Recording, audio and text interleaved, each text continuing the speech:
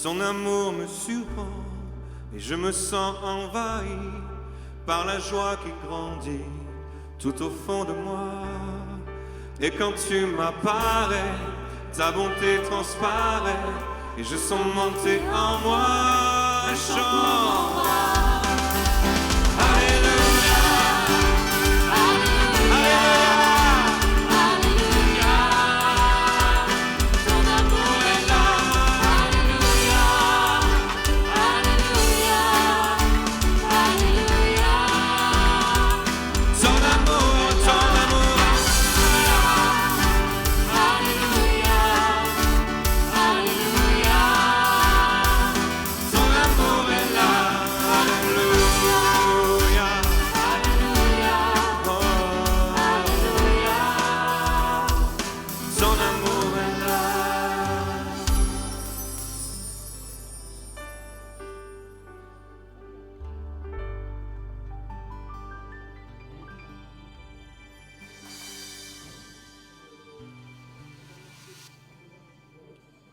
Merci, vous pouvez prendre place, vous pouvez vous asseoir.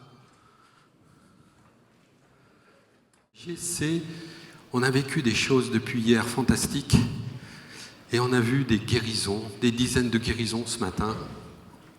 Le Seigneur était présent par son onction et il me dit « Dis-leur que c'est bien, je suis là. » Mais il est très important de pouvoir rendre grâce, pouvoir dire merci, de pouvoir prendre le temps de se retourner vers le Seigneur, comme ce lépreux, parmi les 10 lépreux, qui prend le temps de retourner lui rendre grâce.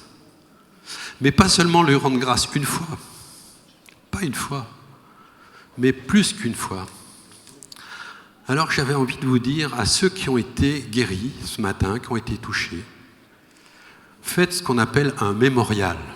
Dieu vous a visité, Dieu vous a touché, s'est approché de vous. Faites un mémorial. Les Hébreux ont passé la mer Rouge. Les Hébreux ont passé la mer Rouge. Et vous savez ce qu'ils font après avoir passé la mer Rouge? Ils célèbrent chaque année la Pâque. Donc je vous invite à créer une mémorial de Pâques chaque fois que Dieu vous visite. Les Hébreux, quand ils circulaient et qu'ils rencontraient Dieu, ils dressaient plein de choses, vous voyez, qui permettent de prendre pour nous des moyens tout simples, des moyens humains qui nous permettent de nous rappeler, de faire mémoire de ce que Dieu a fait pour nous. Donc voilà, j'invite vraiment que chacun de ceux ou de celles qui seront visités, ou qui ont été visités, à poser ce mémorial et à l'inscrire dans leur calendrier, bien évidemment, pour rendre grâce au Seigneur. C'est important. C'est important parce que on va voir une vidéo que je vais vous présenter et je constate que c'est vrai qu'on est toujours un peu négligent, souvent négligent. Le Seigneur donne des très très belles grâces. Et puis, on les accepte, bien évidemment. Et puis, au bout d'un moment, ça y est, c'est terminé. Bon, moi, je me suis retrouvé à plusieurs reprises dans des fonctions de ressources humaines. Et là, je voyais régulièrement des salariés qui venaient pleurer pour avoir une augmentation. Régulièrement. Ils pleuraient. Et, à force de pleurer, ils avaient leur augmentation. Mais des fois, des grosses augmentations. J'ai vu des 10%, j'ai vu des 15%, des 20%. Et vous savez quoi? 6 mois après, terminé. C'était digéré. On demandait une nouvelle augmentation après. Et bien, quelquefois, on est un peu comme ça avec le Seigneur, quoi. Donc, voilà. Je vous invite vraiment à rentrer en vous-même et à être fidèle à ces remerciements pour le Seigneur. Deuxièmement, si vous faites mémoire, il y a un deuxième élément qui va jouer, c'est que vous allez enraciner votre guérison. Votre guérison, vous allez l'enraciner par plusieurs éléments. Vous savez, une plante, il y a plusieurs racines. Il y a la mémoire, mais il y a le témoignage. Le témoignage est contagieux. Vous avez vu tout à l'heure, on a fait venir un certain nombre de personnes, et c'est très contagieux. C'est énormément contagieux, beaucoup plus que la grippe.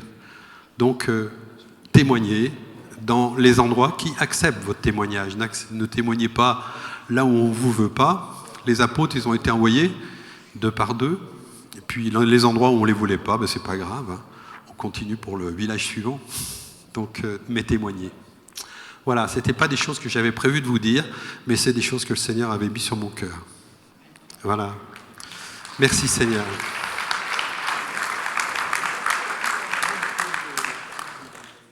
Moi, je suis catholique et ça fait déjà depuis un certain nombre d'années que je côtoie mes frères évangéliques.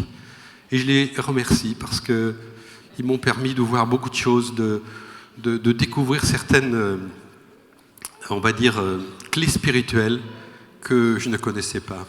Et merci Seigneur et merci à mes frères. On a à s'éduquer les uns les autres. Donc ce que je voudrais vous partager, c'est, j'appellerais ça la puissance de la proclamation. La puissance de la proclamation.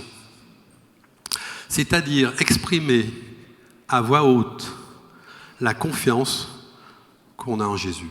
C'est pas compliqué. Exprimer à voix haute la confiance qu'on a en Jésus. Et ça, c'est important. Dans les groupes de prière, on le fait, mais c'est aussi bon de le faire quand on est seul. C'est bon de le faire quotidiennement. Et ça a beaucoup de fruits.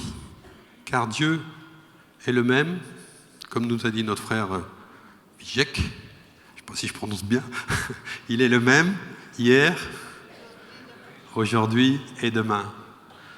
Donc s'il est vraiment le même et il s'exprime toujours par le terme « je suis », il l'a dit à Moïse, et vous savez, Jésus il dit « je suis la vérité, le chemin et la vie ». Donc voilà, ça c'est quelque chose qui est très important. Pourquoi ? Pour nous permettre de rentrer dans notre identité d'enfant de Dieu. Bon, ça c'est quelque chose qu'on apprend intellectuellement, mais est-ce qu'on prend conscience de tout ce que cela entraîne? Être fils de Dieu, enfant de Dieu. Avec le papa, on n'a aucun problème. Il s'occupe de notre sécurité, il nous tend les bras tout le temps. Est-ce qu'on croit cela? Alors pour le croire, eh bien, il faut peut-être se donner des petits moyens. Des petits moyens qui, en fait, consistent à proclamer les promesses que Dieu a faites. Dans la Bible, il y a plein de promesses. Il y a des bouquins, je ne sais pas s'il est là-bas sur la librairie, mais il y a un bouquin qui s'appelle « Les 1000 promesses » ou « Les 100 promesses de Dieu ». Voilà, des promesses de vie que Dieu nous donne dans sa parole. Et c'est simplement l'actualisation de ces promesses que si on les met en œuvre de façon à les proclamer, elles vont germer en nous-mêmes. Elles vont prendre corps. Alors on va faire des choses très pratiques parce que la proclamation à voix haute, et là, comme très souvent je donne comme conseil aux gens qui disent je ne sais pas comment lire la Bible, je leur dis vous commencez par lire Saint Marc et vous la lisez à voix haute. Parce qu'effectivement, la proclamation à voix haute, on sort de sa bouche et ça re-rentre dans son oreille. Et on n'entend pas de la même façon que quand on le lit dans son cœur. Il y a une sorte de création qui se fait en nous-mêmes, mystérieusement. Et vous savez que dans sa parole, chez Isaïe, Dieu nous dit « Ma parole ne part pas sans avoir fait son œuvre et touché et fait sa mission jusqu'au bout. » Et sa mission, c'est qu'elle vient pénétrer en nous complètement pour que nous soyons vraiment revêtus et des petits Christ, qu'on soit carrément enfants de Dieu, mais plus que, je dirais enfants de Dieu, qu'on soit vraiment revêtus de Christ. Voilà, donc ça c'est une première chose qui est importante. Et puis la deuxième chose quand on proclame, c'est qu'on prend position. Que ce soit les êtres terrestres et les êtres célestes, de quelque bord qu'ils soient, le fait d'exprimer et de proclamer sa position, tout le monde l'entend. Et ceux qui ne sont pas d'accord avec vous, ils n'iront pas vous embêter puisque vous avez affiché votre position. Ah, on aura peut-être des attaques, mais ça c'est un autre problème. On verra ça à un autre moment. Voilà. Alors si vous voulez, je vous propose par rapport à cette proclamation de faire des exercices pratiques. On va prendre par exemple la guérison. Tiens, c'est curieux, c'est un sujet qu'on pourrait prendre. Alors la guérison.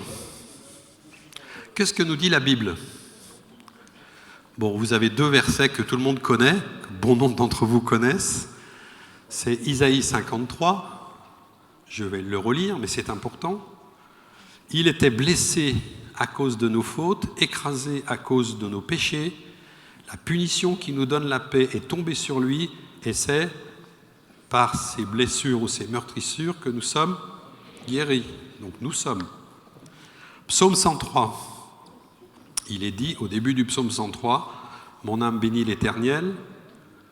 C'est lui qui pardonne tous tes péchés, tes iniquités, et qui guérit de toute maladie. » Donc il est clair que la parole nous dit « Je prends soin de toi et je veux que tu sois en bonne santé. » Donc quelle est la proclamation qu'on va dire, qu'on peut dire tous les matins? Ma santé s'améliore de jour en jour. Je traduis pour moi la parole de Dieu et je la proclame à voix haute. Alors, comme toute ordonnance, si vous voulez que ça donne du fruit, il faut le consommer pendant un certain temps. C'est-à-dire, c'est des paroles à proclamer pendant au moins 1 mois. Vous vous levez le matin, voilà, avant de prendre votre douche. Merci Seigneur, et ma santé s'améliore de jour en jour. Ça va? Ça, c'est la première proclamation. Alors, vous allez la proclamer, je vais vous écouter, je vous l'ai dit, ma santé s'améliore. Alors, vous répétez depuis le début. Bon, ben vous retenez ça, vous pouvez le marquer. Donc, exercice à faire pendant 30 jours à partir de demain. OK? Deuxième proclamation.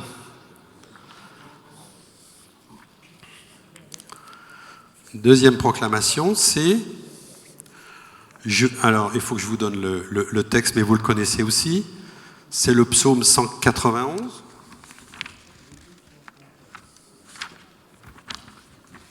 Le psaume 91, je vous le lis. J'en lis qu'une partie, parce qu'il est un petit peu plus long, mais de ses ailes, il te fait un abri, et sous ses plumes, tu te réfugies. Sa fidélité est un bouclier et une armure.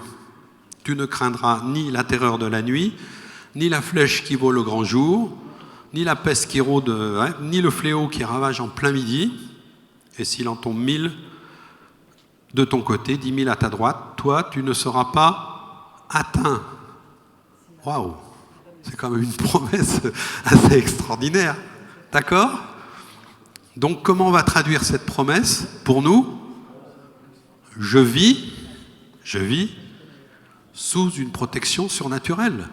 C'est ce que nous dit Dieu. Je vis sous une protection surnaturelle.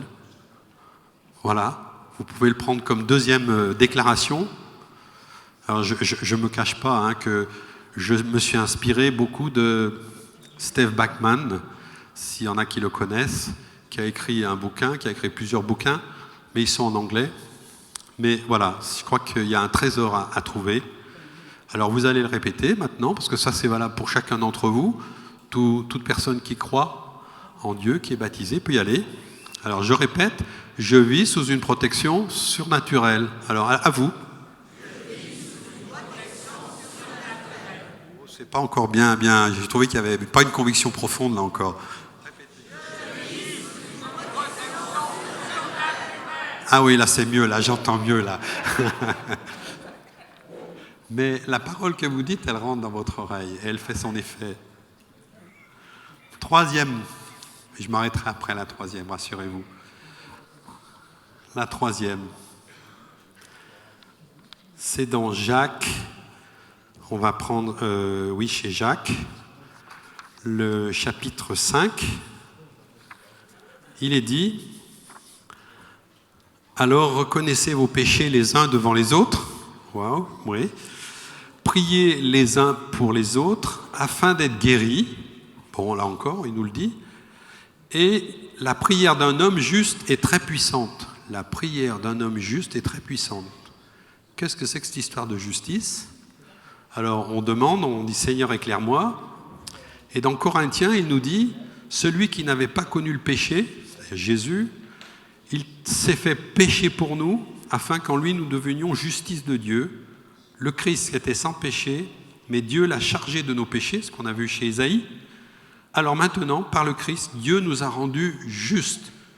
Juste, ça veut dire qu'il nous a rendus libres de tout ce qu'on avait comme dette, comme péché, comme dette, etc. à son égard. On est juste.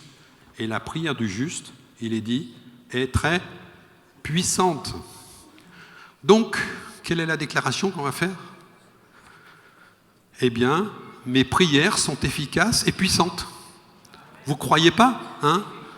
Mais vos prières, nos prières sont efficaces et puissantes. Et on a besoin de se le dire. Parce qu'on se dit, ouais, bon, je ne sais pas, etc. Non, non, non, non, non, non, non, non, non.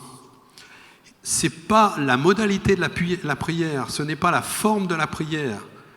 Mais vos prières, quelles qu'elles soient, tournées vers Dieu, sont fortes et puissantes. Donc vous répétez, mes prières sont efficaces et puissantes.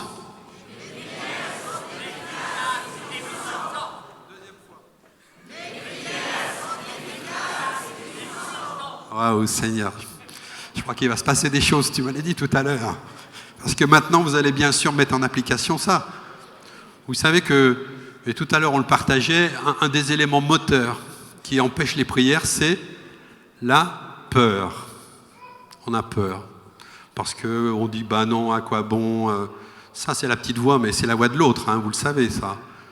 Donc, c'est très important de proclamer à haute voix, parce qu'elle nous fortifie nous-mêmes dans notre propre foi. La foi, c'est quoi? C'est ce qu'on entend et ce qu'on proclame. Il est dit ça dans Corinthiens. Voilà. Alors j'en suis où, moi? Excusez-moi, je suis un peu perdu. Voilà. Oui, cela revient à exprimer la confiance en Dieu et en sa parole, même si c'est le contraire. Je vais prendre l'exemple du médecin. C'est un grand classique. Les médecins font leur boulot et vous disent, bah, écoutez, d'après mon diagnostic, vous n'en avez plus que pour 3 mois à vivre. Je ne sais pas si tout le monde a vécu ça, mais bon, on a vécu ça avec personne. Non, vous ne l'avez pas encore vécu. Tant mieux pour vous alors. Hein. Mais vous l'avez peut-être approché pour certaines personnes. Et là, bon, l'exemple que je vois, ça me parle. C'est une personne pour qui on a prié et les médecins avaient dit 3 mois à vivre. Et l'épouse de cette personne avait commencé à préparer les funérailles, quoi. Alors on est allé prier. Et cela, ça fait maintenant depuis 5 ans. Voilà. Donc ça veut dire qu'il faut proclamer, se tourner volontairement vers le Seigneur et croire qu'avec lui tout est possible. Alors ne me faites pas dire ce que je n'ai pas dit. Ce n'est pas parce que vous allez systématiquement prier que ça va marcher à tous les coups, entre guillemets. Mais voilà, le Seigneur est tout puissant, mais il écoute les prières. Et c'est notre job de ne pas se fixer à la réalité présente, mais d'espérer au-delà de la réalité présente et de parler des réalités spirituelles. Parce que là, quand on reçoit ce message-là, la personne a 2 attitudes. Une première attitude qui consiste à se laisser prendre, lâcher tout, ou vraiment se tourner vers Dieu et avoir confiance en Dieu et proclamer sa guérison. Et là, il n'y a pas de 2 alternatives. Et il y a des études qui ont été faites, on s'aperçoit que la prière, la personne qui est prise par la prière, eh bien, il y a plus de succès au niveau de la guérison que ceux qui ne font rien, ça c'est clair. Voilà. Alors, je voudrais aussi vous parler, on est toujours dans la proclamation de l'auto-guérison et de l'auto-délivrance. À savoir qu'on a vécu là une grâce extraordinaire, et le Seigneur, il peut bien sûr passer par n'importe quel lieu, n'importe quel endroit et faire éclater sa gloire au niveau de la guérison, voire au niveau de la guérison du cœur. Il peut passer n'importe où. Mais il y a une clé qui est importante, c'est que nous avons, chacun d'entre vous, reçu l'autorité, par le nom de Jésus, de pouvoir proclamer sa guérison et de prendre son autorité. Alors, j'ai envie de vous raconter une histoire que j'ai lue dans un livre de nos frères américains. C'était une personne qui était dans une église et qui avait un goitre. un gros goitre. Vous savez, c'est une sorte de boule qu'on a autour du cou, là. Et on avait prié pour elle. Et elle était complètement... Elle avait vraiment la foi. Et elle dit, je suis guérie. Je suis guérie, puisqu'une fois qu'on a prié pour moi, la guérison, elle est acquise. Et elle disait, je suis guérie. Elle disait à tout le monde, je suis guérie. Ceci, une fois, 2 fois, dans tous les cultes qui se passaient, je suis guérie. Elle avait toujours son goitre. Et disait, non, je suis guérie. Je crois que je suis guérie. Alors les pasteurs, au début, ils étaient patients, mais au bout d'un moment, ils disent, ça ne fait pas bon effet, quoi, hein, de dire je suis guéri et puis de montrer qu'on n'est pas guéri. Parce que là, ça se voyait. Alors ils prennent la décision, un jour, d'aller la rencontrer et de lui dire d'arrêter de proclamer qu'elle était guérie. Alors ils vont la voir dans sa maison. Ils rentrent, ils commencent à lui expliquer, en disant, tu sais, ma sœur, faut arrêter parce que c'est quand même pas terrible en termes de témoignage, tu vois. Alors la femme, elle rentre dans sa chambre, elle se met à pleurer, elle rentre dans sa chambre, et là, on entend comme une chambre à air de vélo qui se dégonfle. Elle ressort de sa chambre, plus rien. Et les 2 pasteurs, ils étaient tout embêtés, effectivement.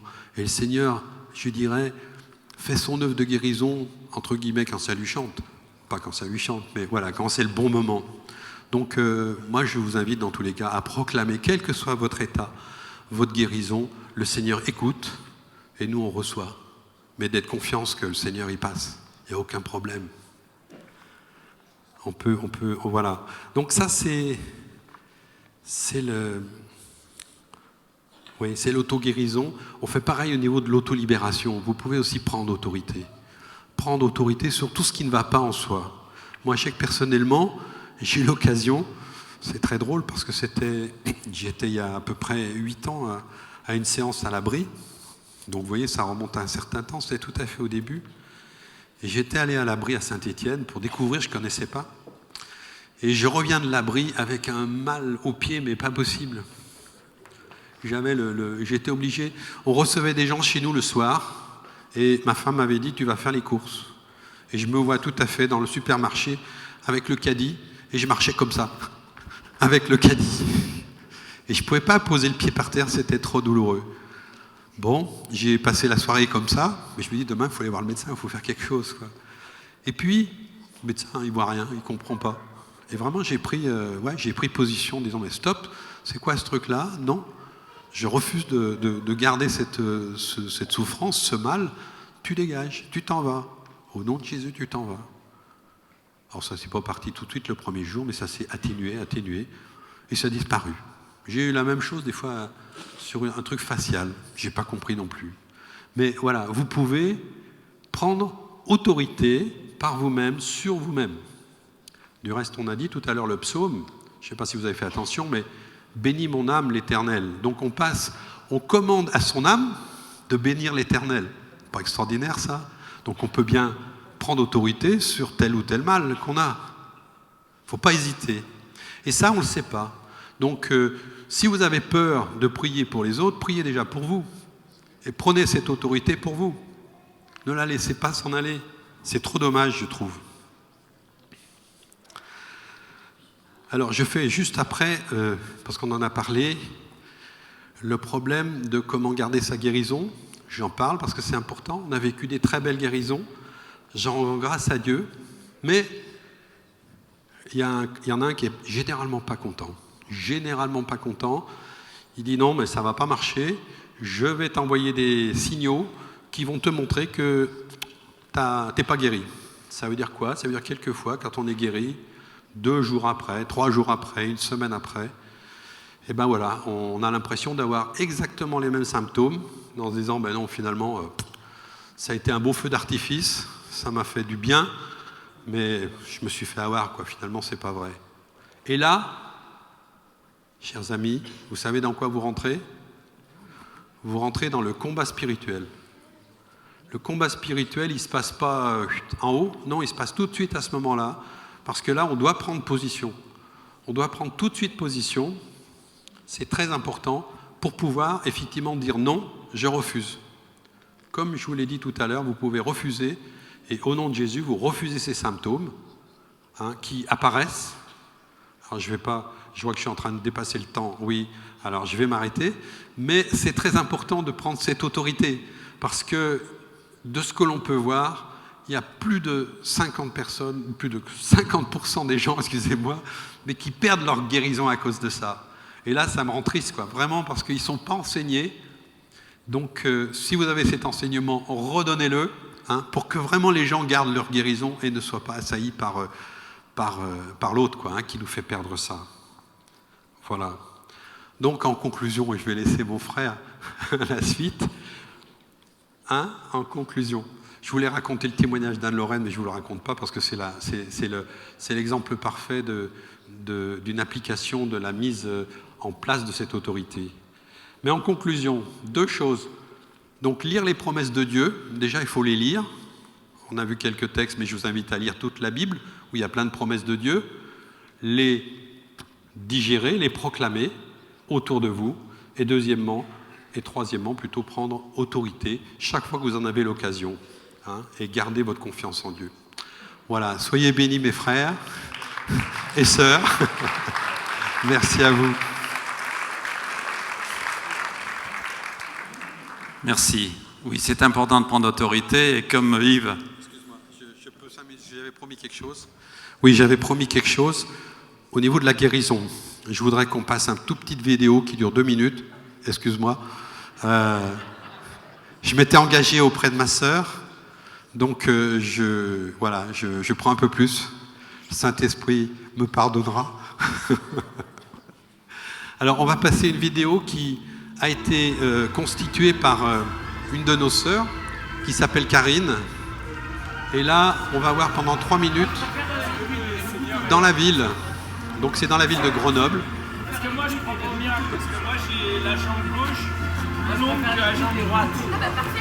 Parce qu'on connaît sur un banc, que tu plaques ton dos côté aussi, Oui. On n'entend pas bien. Tu dois avoir mal, tu marches. Mais en fait, c'est pas que ça me fait mal, mais c'est que au fur et à mesure, à chaque fois, ça me tord le dos et je suis obligé d'aller le faire détordre et tout. C'est chiant. Normal.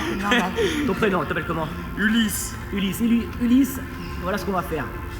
Jésus est là, tu vois, il te voit, et il est assis à la droite du Père. Eh bien, demande-lui de te guérir. Dis-lui, Seigneur Jésus, guéris-moi. Et ensuite, on prie pour toi. Vas-y. Seigneur, guéris-moi. Amen. Amen. Au nom du Père, du Fils, du Saint-Esprit. Amen. Merci, Seigneur Jésus. Seigneur, on te prie maintenant pour Ulysse, au nom de Jésus. Seigneur, merci, Seigneur, que ces jambes maintenant, Seigneur, que cette jambe droite, Seigneur, soit au même niveau que l'autre maintenant, Seigneur, qu'ils soient entièrement redressés maintenant, au nom de Jésus, Seigneur. Merci, Seigneur, qui marche droit, Seigneur. Ulysse marche droit, Père, au nom de Jésus. Restaure-le entièrement, guéris-le entièrement. Mal, tu quittes ses jambes au nom de Jésus. Il marche droit, Seigneur. Cet homme marche droit maintenant. Par ta puissance, Seigneur, tu le restaures entièrement, tu le guéris entièrement maintenant. Jambes, redressez-vous maintenant, tu rallonges au nom de Jésus. Merci, Seigneur, d'avoir entièrement guéri, entièrement restauré, Seigneur. Amen. Amen. Elles sont au même niveau maintenant. Marche. Tu vois, on peut voir? Au nom de Jésus. Marche. Marche. Ça marche. Jésus marche. Tu marches pas. Merci, Seigneur, pour ta guérison. Tu as guéri Ulysse, Seigneur, il marche droit, Seigneur, par ta puissance. Ah oui, mais j'ai regardé si ça dure dans le Ouais. temps. Bah y a pas de souci. Ah ouais, elles sont au même niveau. Amen. Elles sont au même Amen. niveau. Alléluia. Amen. Merci. Alléluia. Péché, Seigneur, et tu l'aimes, Seigneur. Gloire à toi, Seigneur Jésus. Ben maintenant, j'aime Seigneur. Merci. Béni. Tu vois, c'est la preuve qu'il t'aime. Oui. Sois béni. Cours. Essaie de courir.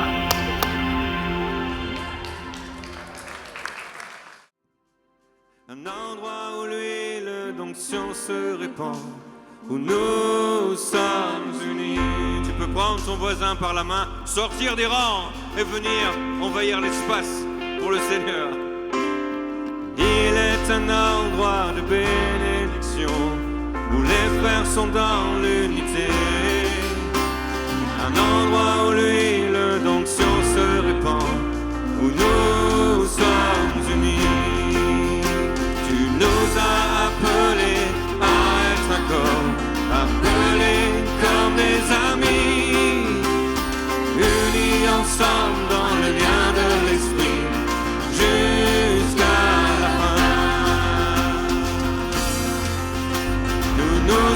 unissons à la prière de Jésus.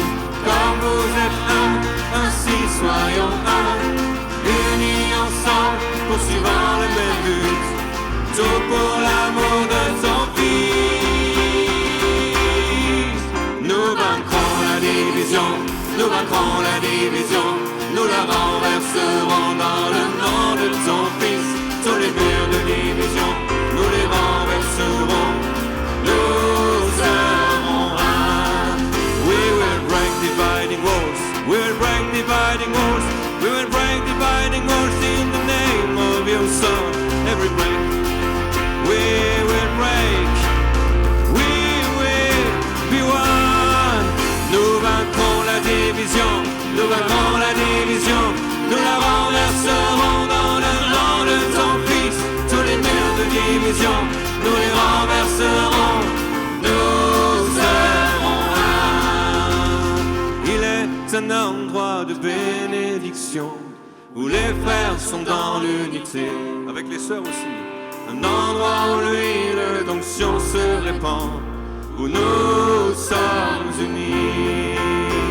Tu nous as appelés à être un corps, appelés comme des amis, unis ensemble dans le lien de l'esprit, jusqu'à la fin. Nous nous unissons à la prière de Jésus. Comme vous êtes un, ainsi soyons un, unis ensemble, poursuivant le même